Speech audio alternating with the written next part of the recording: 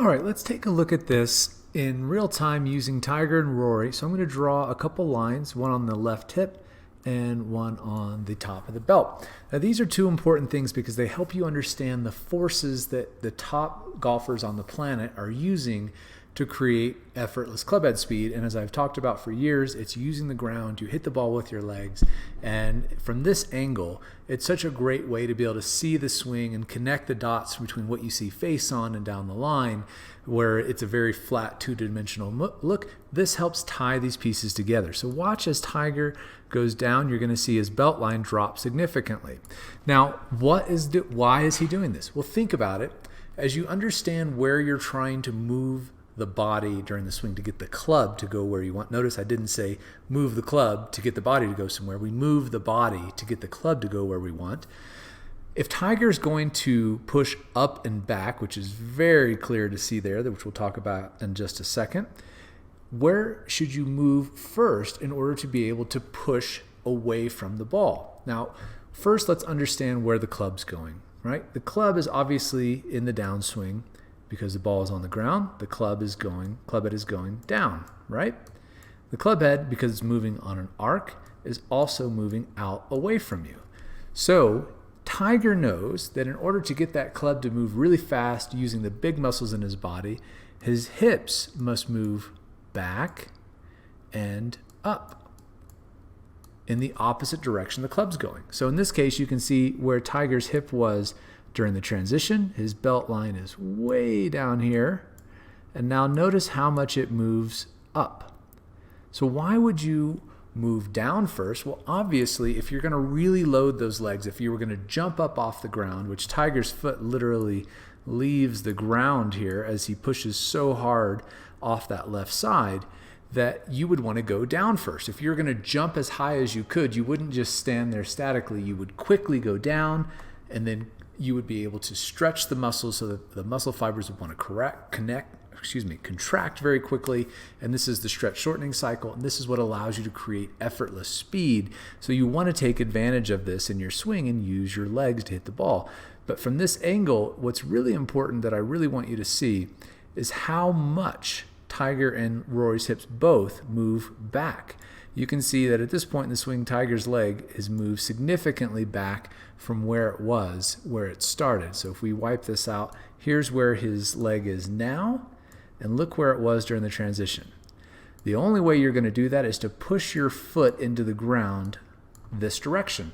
He's moving his foot diagonally, or pushing into the ground diagonally away from the ball and up in order to move the club down to the ball. He's using his legs. And you'll notice that Rory does the same thing, but there'll be a subtle difference in that notice that Tiger's left leg has completely disappeared here. He's had much more hip rotation by pushing that left hip in this direction, back and away.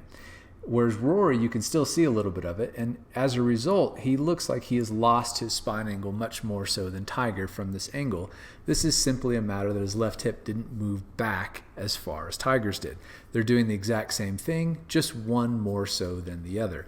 So long story short, when you're working on understanding how to use your legs, and the video I posted on the site many, many years ago, how you hit the ball with your legs, this is a great illustration, a great angle to see this happening from, that you're truly pushing into the ground away from the ball, and that is what you use to move the club back toward the ball. You'll notice Tiger's head drop here, which has been criticized for many years. This is the most powerful move that he has in his golf swing. He's going down to load that leg so that he can push harder to move his hip away from the ball, and that is the key to power in the modern golf swing. Now let's take a look at this from the opposite view. Before we were looking at it quartering from behind. Now we're going to look at it from up the line, and you'll see the exact same thing, but it's so easy to see from this perspective how aggressively Tiger's moving his hip away from the ball. And so you'll notice right here, his left leg is as close to the ball as it's going to get, and now it's going to begin to move away from the ball aggressively as he's pushing his hip up. And we can see this again from what I was talking about just a moment ago, how much Tiger's hip is going to move up and away from the ball in this direction. And this, This is direction you need to start to feel in order to start maintaining your posture, to maintain your tush line. This movement is coming from the left leg, pushing the hip back and away from the ball. All right, now let's look at one of my favorite swings out there right now, Kyle Berkshire. He is the longest hitter on the planet, and you're going to see the exact same things that we just saw in Tiger and Rory's swing, just to the nth degree and beyond. He's going to do the exact same thing, but watch as he begins his transition, how hard he plants into that left foot, really smashes down onto it, and then he pushes so hard that his foot leaves the ground.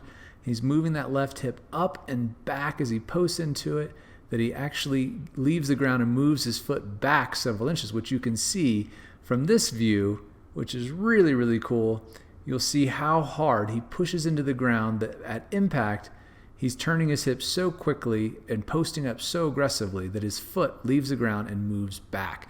This is what you're trying to feel, but of course, certainly not to the same nth degree that we see used in Kyle's swing. This is really, really aggressive.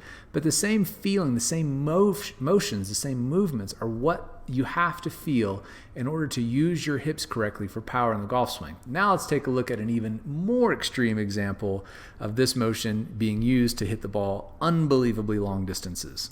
All right, so this is Justin James, I think pound for pound the longest hitter on the planet right now between he and Kyle, and both of them do the same things just in slightly different ways, but create the same effect of trying to create space by moving their hips away from the ball, pushing off the ground using that left side. So as he starts down, this one's probably going to blow your mind if you've never seen his swing before. Watch how hard he pushes his body away from the target line. Right? Most amateurs do the exact opposite. Every single amateur on the planet loses their posture, loses the tush line because they move from the right arm and right side to move their body into the ball.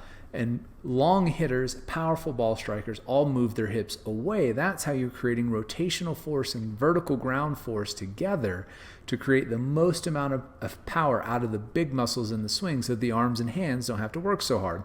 And from this view, this is really, really cool. He actually launches off the force pad using a body track there. He pushes into the ground, smashes that left foot into the ground so hard, creates a tremendous amount of vertical force as the ground pushes against him.